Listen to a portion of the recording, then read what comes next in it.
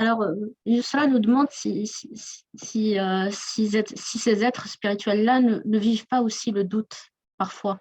Ce qui pourrait expliquer aussi les souffrances que tu mentionnais. Alors, dans ce que lui-même, parce que lui, il a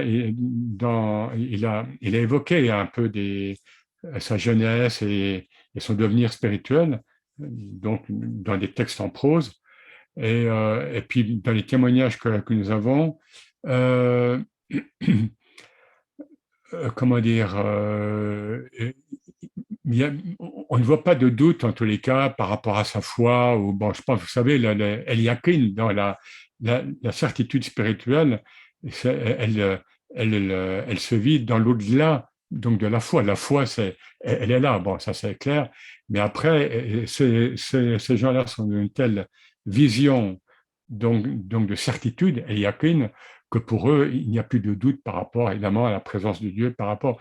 Là où il y a du doute parfois chez lui, c'est pas un doute, c'est une impatience parfois, c'est dans son rapport avec le prophète, sallam. Parfois, il dit, écoute, ouais, mais ça, c'est l'intimité, hein, qu'on est cher, qu'on est saint avec le prophète. Je t'appelle et tu n'es pas venu. Et presque, il lui fait un reproche.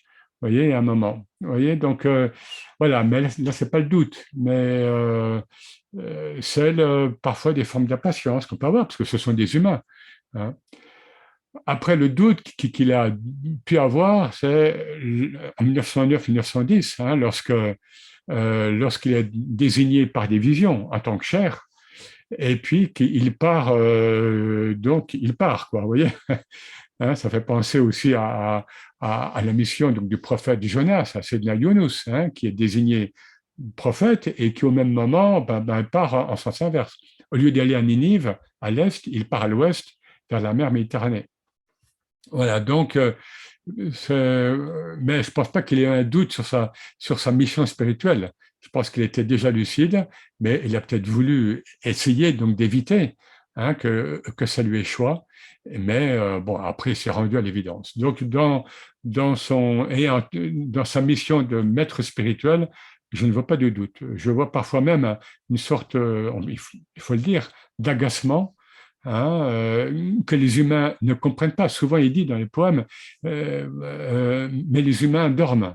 Hein, ils sont endormis. Vous voyez, là, il reprend une parole attribuée tantôt au prophète, tantôt à un des premiers soufis. Hein, les humains dorment et ce n'est que lorsqu'ils meurent qu'ils se réveillent.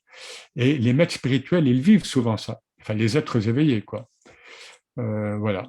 Le doute, je ne le vois pas tellement chez lui. Hein, il y a cette euh,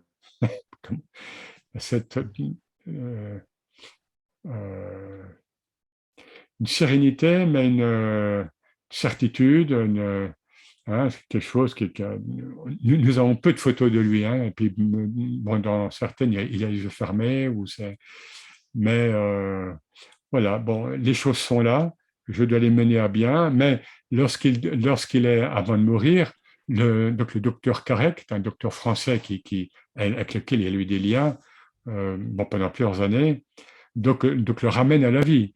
Et le cher Alaoui lui dit, mais laissez-moi partir, hein, je veux pas. Et il est mort, comme tous ces gens-là, il est mort assez jeune, hein, à 60 ans, quoi.